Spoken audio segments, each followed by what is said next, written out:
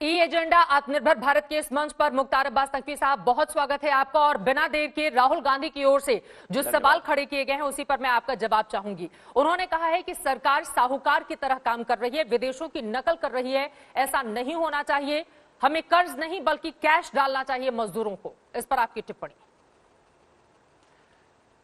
देखिए, इसमें टिप्पणी तो मैं दो शब्दों में ही कह सकता हूं कि कांग्रेस पार्टी का जो सियासी कंटक है वो राहुल गांधी जी की सोच का संकट है। जो कांग्रेस पार्टी का सियासी कंटक है उसकी वजह से राहुल गांधी जी की सोच में तरह तरह के संकट आते हैं।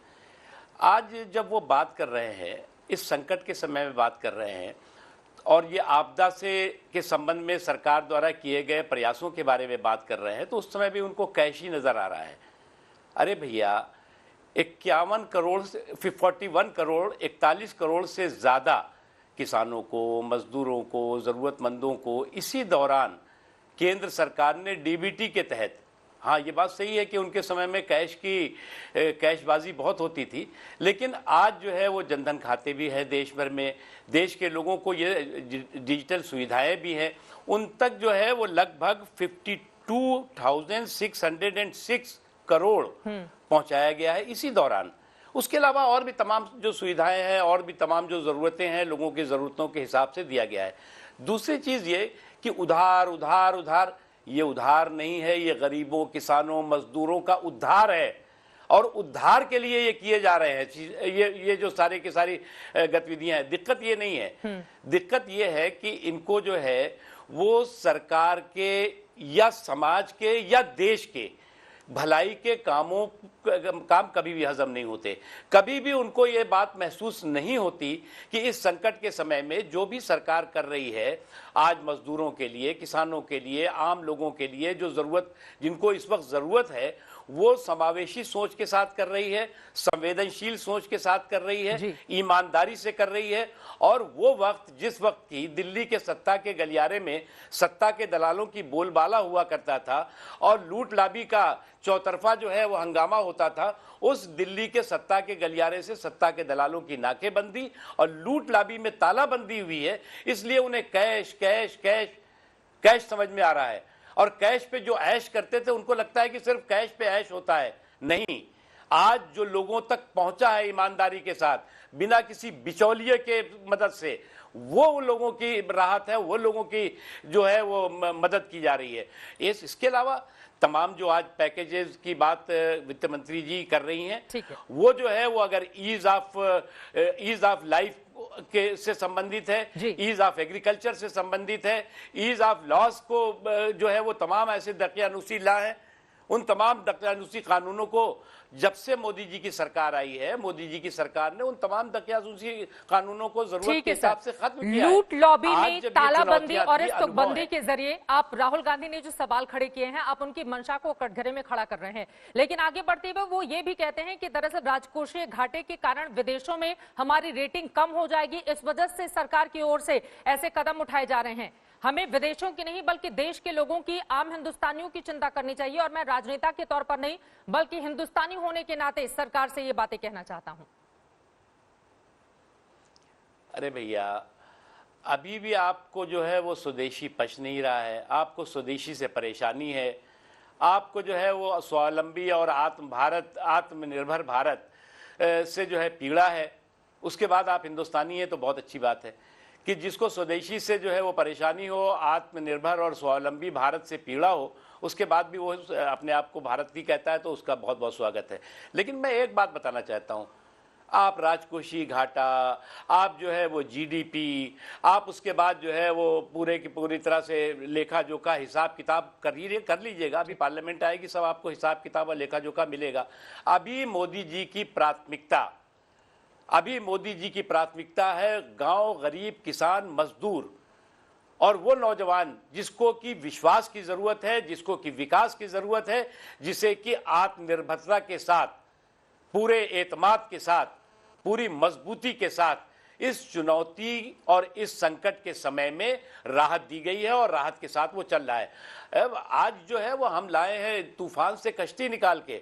आज प्रधानमंत्री नरेंद्र मोदी जी की इस दूरदर्शी सोच ने, आज प्रधानमंत्री नरेंद्र मोदी जी ने जिस तरह से योद्धा की तरह इस देश के 130-35 करोड़ लोगों का नेतृत्व किया है इस संकट के समय में, अग्रणी भूमिका निभाई है सेनापति की तरह, उस तरह से आज ये देश आत्मविश्वास से लबरेज है, आत्मविश्वास से भरा हुआ है। अब देश में आत्मविश्वास है, लेकिन इनकी जो समस्या है, जैसे हमने कहा ना कि इनका जो सियासी कंटक है वो राहुल गांधी जी की सोच का संकट है। तो इस संकट का ना समाधान हम कर सकते हैं, ना इनकी सियासी कंटक का हम समाधान कर सकते हैं। इसका समाधान इनको करना होगा। इनमें आत्मविश्वास पैदा करने का काम हम नहीं कर सकते। इस देश के 30-35 करोड़ लोगों की जिम्मेदारी है और उनमें आत्मविश्वास पैदा करने के लिए हम मजबूती के साथ, ईमानदारी के साथ, पूरी प्रतिबद्धता के साथ हम आगे बढ़ रहे हैं और काम कर रहे हैं। ये तो विपक्ष की ओर से जो सवाल पूछे जा रहे थे उस पर मैंने आपका जवाब ले लिया है, लेकिन अब मैं आ जाती हूं अल्पसंख्यक मामलों के आप मंत्री हैं, तो आपके मंत्रालय से जुड़े हुए तमाम महत्वपूर्ण सवालों की ओर। देखिए, संकट से संकल्प और संकल्प से समृद्धि की बात आपकी सरकार की ओर से बार बार कही जा रही है, इसीलिए 20 लाख करोड़ का इतिहास का सबसे बड़ा पैकेज हिंदुस्तान को मिला है। लेकिन अल्पसंख्यक मामलों के मंत्री के तौर पर आप क्या बताएंगे, कैसे समझाएंगे, इसके मायने देश के लिए क्या है, और आप अल्पसंख्यक जो समुदाय है उससे जुड़े हुए लोगों को इसमें कैसे शामिल होते हुए देख रहे हैं, वो कैसे हिंदुस्तान के विकास की इस रफ्तार को और आगे बढ़ा सकते हैं? अच्छा, आप ये बताइए चित्रा जी, क्या मोदी जी ने कभी कहा कि हम जो है वो 20 करोड़, 25 करोड़, 30 करोड़ लोगों के लिए काम कर रहे हैं? उन्होंने हमेशा कहा 130-35 करोड़ हिंदुस्तानियों के लिए हमारी सरकार काम कर रही है। उसमें जो है वो हिंदू भी हैं, मुसलमान भी हैं, सिख भी है, ईसाई में है। ये बात सही है कि हमें विरासत में एक अल्पसंख्यक मंत्रालय कांग्रेस पार्टी ने दिया है, उसको भी हमने बखूबी निभाया है, उसको भी हमने बखूबी उसमें भी काम किया है। उसमें भी हमने जो है वो जो चाहे शैक्षणिक सशक्तिकरण हो, चाहे सामाजिक सशक्तिकरण हो, चाहे रोजगार पूरक कार्यक्रम हो, उसको भी हमने मजबूती के साथ उनके समय से बहुत ज़्यादा, उससे मतलब बहुत ज़्यादा उनके समय से बहुत ज़्यादा जो है वो अल्पसंख्यकों के सामाजिक, आर्थिक, शैक्षणिक सशक्तिकरण के लिए काम किए हैं। उसकी एक लंबी लिस्ट है, अगर आप चाहेंगी तो मैं वो भी बता सकता हूँ। इसलिए हमारा एक चीज़, दूसरी चीज़, जितनी भी योजनाएं हैं, अगर मकान बन रहे हैं गरीबों के, अगर जो है लोग गाँव में बिजलियाँ जा रही हैं, अगर जो है वो मुद्रा योजना के तहत लोगों को रियायती जो है वो पैसे दिए गए, अगर उसके साथ ही साथ सड़कें बन रही हैं और भी तमाम रोजगार से जुड़े हुए कार्यक्रम हो रहे हैं, तो उनका सबका लाभ उन गरीबों और कमजोर तबकों को हो रहा है। और उन गरीबों और कमजोर तबकों में अल्पसंख्यक समाज बहुत बड़ी तादाद में है। किसी से ये, अगर हमने जब 41 करोड़ लोगों की बात करी आपको अभी इस दौरान, जो कोरोना के कहर के दौरान जो मदद हुई है, उसमें किसी से नाम नहीं पूछा गया कि तुम्हारा नाम जो है वो क्या है, तुम्हारी जाति क्या है, तुम्हारा जो है वो धर्म क्या है, तुम गरीब हो, तुम कमजोर तबकों से हो, तुम्हें किसान हो, तुम मजदूर हो, तुम्हें आवश्यकता है इस वक्त मदद की, इसलिए तुम्हारे पास पहुंच रहा है। और अगर अभी जैसे कि वन नेशन वन कार्ड की बात हुई है, एक देश एक कार्ड, राशन कार्ड की बात, तो उसमें जो है वो किसी को जो है ये थोड़ी पूछा जा रहा है कि भैया आप जो है वो जो उत्तर प्रदेश में रह रहे थे, आप बिहार में रह रहे हो, झारखंड में रह रहे हो, पश्चिम बंगाल में रह रहे हो, तो किस धर्म, किस जाति, किस क्षेत्र के हो, और तुम्हें जो है वो कार्ड जो जाएगा तुम्हारा वहां नहीं चलेगा, यहाँ चलेगा।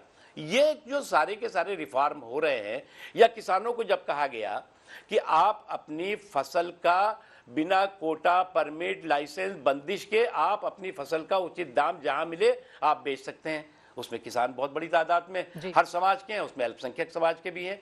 अगर जो है वो ये कहा गया कि जो एसेंशियल कम्युनिटीज एक्ट है उससे जो है वो छोटे व्यापारी, किसान, कमजोर तबके बहुत ज़्यादा प्रभावित होते, तो रोज़ शिकायतें आती थी। मैं पार्लियामेंट्री अफेयर का काम देखता था, तो तमाम जो क्वेश्चंस आते थे उसमें बहुत बड़ी तादाद में आते थे, तो उसमें ये तमाम छोटे व्यापारी अगर देखेंगे तो ये जो रिफॉर्म है ये डेयरी से लेकर के और फेरी वालों तक का रिफॉर्म है। ये जो सुधार है ये डेयरी से लेकर के फेरी वालों तक को जो है वो उनकी मदद करेगा। ठीक है। इसलिए हर समाज के हर तबके को के सशक्तिकरण, उसके अंदर विश्वास, और उस विश्वास के पुख्ता एहसास और पुख्ता संकल्प के साथ नरेंद्र मोदी जी काम करने वाले व्यक्ति हैं। और बहुत महत्वपूर्ण बातें आपने कही हैं। और एक बहुत बड़ा आंकड़ा भी देश के सामने आपने रखा, कहा कि 41 करोड़ लोगों को सीधी मदद मोदी सरकार की ओर से पहुंचाई गई है।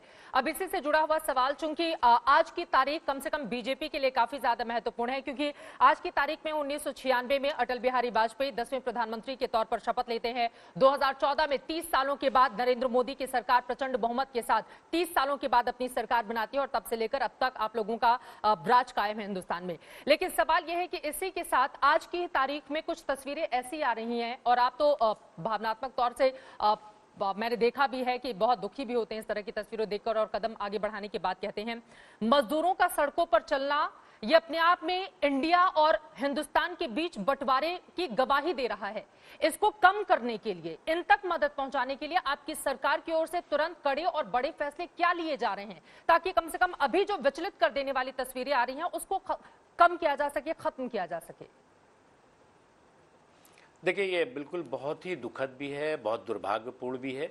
और ये जो हमारे मजदूर हैं, हमारे किसान हैं, ये हमारे भारत की रीढ़ की हड्डी हैं, और इनकी ताकत, इनके कंधों पर ही हम हिंदुस्तान को, जब हम कहते हैं आत्मनिर्भर हिंदुस्तान, तो निश्चित तौर से यही मजदूर हैं, यही आम लोग हैं, यही किसान हैं जिनके कंधों, मजबूत कंधों पर हम इस आत्मनिर्भर भारत की जो नींव है उसको हमने रखा है।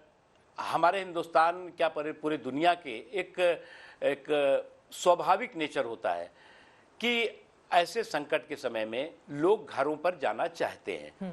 लोग चाहते हैं कि संकट के समय में भाई हम अपने परिवार के साथ रहें, हम अपने घरों में जा सकें।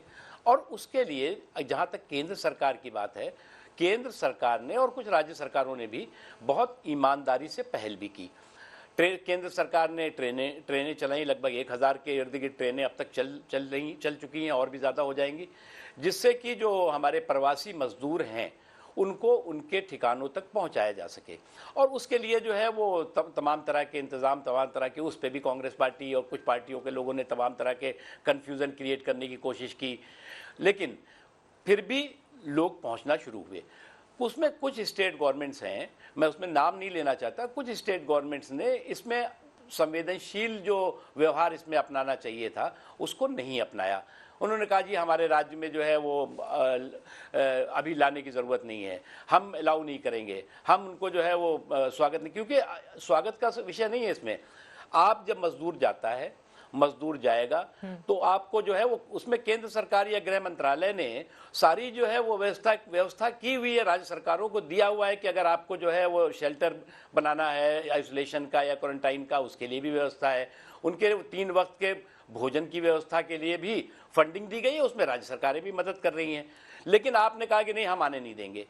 जहां उत्तर प्रदेश सरकार इतनी बड़ी तादाद में जो है वो ट्रेनों को आने दे रही है, बिहार ने भी अच्छा उसमें कदम उठाया है, वही कुछ राज्य सरकारें कहती नहीं। उसकी वजह से कंफ्यूजन पैदा हुआ, और कंफ्यूजन पैदा हुआ उसमें जो उत्तर प्रदेश के लोग भी थे वो भी सोचे कि साहब अब तो ये ट्रेन वहां जा ही नहीं रही है।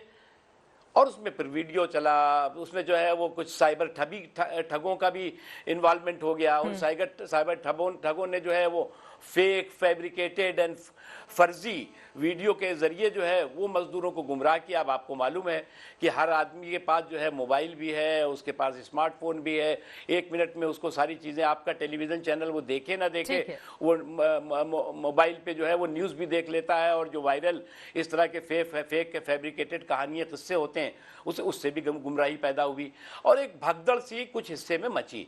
लेकिन मेरा अभी भी उनसे भी आपके माध्यम से अपील है कि आप सुरक्षित हैं, आपके रोजगार, आपकी जो है वो जिंदगी, आपकी सेहत, आपकी सलामती देश की जिम्मेदारी है, मोदी जी की नहीं, देश की जिम्मेदारी है। और आपकी सेहत, आपकी सलामती, आपकी सुरक्षा के लिए ये सरकार प्रतिबद्ध है। सर, किसी भी तरह से आपको घबराने की, किसी भी तरह से, उत्तर प्रदेश से आते हैं, जिस इलाहाबाद में आपका जन्म हुआ वहीं पर कुछ ही दूरी पर औरैया है। औरैया जनपद में आज आपको पता होगा 24 मजदूरों की जान चली जाती है। वो तस्वीरें अपने आप में बेहद दुखद और ये चिंता पैदा करती हैं कि आखिर हमारे मजदूर के लिए समाज में, इस देश में जगह कहां पर है। देखिए, ये बिल्कुल सही बात है। देखिए, इसमें हम कोई किसी तरह का कोई जस्टिफिकेशन दे तो उससे बड़ी बेवकूफ़ी नहीं होगी। ये विचलित भी करने वाली है, हृदय विदारक भी है। और जो मैंने उससे पहले आपको जो चीज़ें बताई उसके इसमें उसका कारण एक ये भी है कि जिस तरह से उनको जो है वो घर जाने की सबको जल्दी होती है, हम होंगे, आप होंगे, कोई होगा कि भाई इस संकट के समय में हम अपने परिवार के साथ, अपने रिश्तेदारों के साथ अपने घर पर जाकर के बैठें। लेकिन जो है वो उसके साधन हैं, उनके साधन कुछ राज्यों ने मुहैया कराए हैं, कुछ ने नहीं कराए, उनको भी कराना चाहिए और मुझे लगता है कि वो इस बात को समझते हुए कराएंगे भी।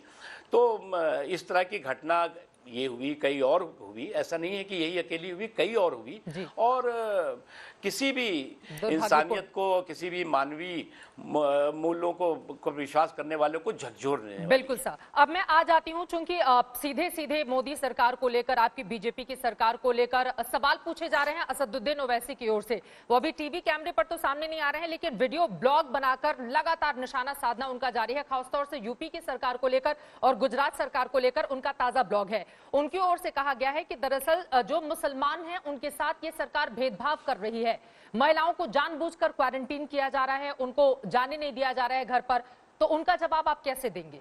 क्या वो लोगों को भड़काने का काम कर रहे हैं या आपको लग रहा है कि उनकी बातों में इस संकट में समाज का सभी हिस्सा एकजुट होकर के मजबूती के साथ इस संकट के समाधान में और इस संकट की चुनौतियों से लड़ने में आगे बढ़कर के सबने काम किया। उसमें हिंदू भी, मुसलमान भी, सिख भी, सभी कोई भी समाज का हिस्सा अलग नहीं रहा। लेकिन एक गुमराही गैंग अलग था।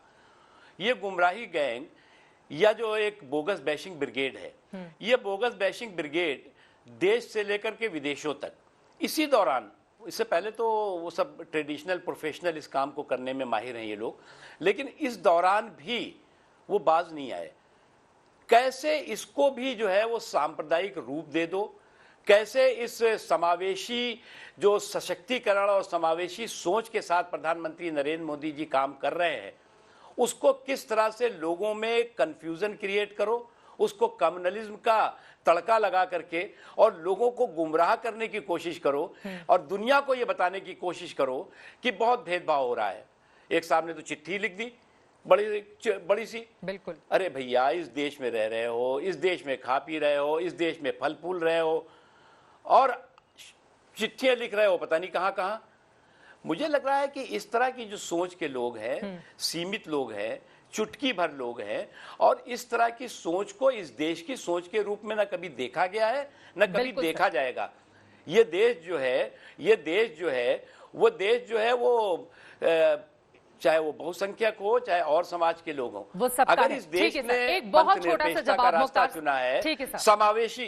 मेरे पास वक्त बहुत कम है, ईद आने वाली है और लॉकडाउन चल भी रहा है, आगे भी इसको बढ़ाया जा सकता है, इस तरह के संकेत मिल रहे हैं। उसको लेकर अल्पसंख्यक समुदाय को किस तरह से समझाने का आप लोग काम कर रहे हैं, सोशल डिस्टेंसिंग बनी रहे और त्योहार भी मना पाए वो पूरी सुरक्षा के साथ अपने परिवार के साथ? देखिए मैं तो इसमें यही सभी से कहूंगा, इसमें देखिए क्या सारे मंदिर हों, गुरुद्वारे हैं, चर्च हैं, मस्जिदें हैं, सभी ने सोशल डिस्टेंसिंग का, सभी ने लॉकडाउन और कर्फ्यू कहीं पर हैं तो उसका भी दिशा निर्देशों का पालन किया। मैं तो एक ही बात कहना चाहूँगा, न हम सफ़र न किसी हम नवा से निकलेगा, हमारे पाँव का कांटा हम ही से निकलेगा, मेरे जुनू का नतीजा ज़रूर निकलेगा, इसी संकट के समुंदर से नूर निकलेगा। तो ये जो संकट का समुद्र है जिसमें प्रधानमंत्री नरेंद्र मोदी जी ने कहा है कि हम जो है वो इस संकट को एक अवसर के रूप में नए संकल्प के साथ, नए प्रण के साथ हम आगे बढ़ेंगे और ईद आएगी, होली आएगी, दीपावली आएगी, इस दौरान भी शब रात आई, सबने बहुत संयम के साथ, अनुशासन के साथ उसका पालन किया और जो भी दिशा निर्देश ईद के वक्त होंगे उसका भी मुझे पूरा यकीन है कि सभी लोग पूरी मुस्तैदी के साथ, पूरी मजबूती के साथ पालन करेंगे और इस कोरोना के कहर को हम परास्त करेंगे। बहुत शुक्रिया मुख्तार अब्बास तकी साहब आज तक के इसी एजेंडा कॉन्क्लेव में शामिल होने के लिए।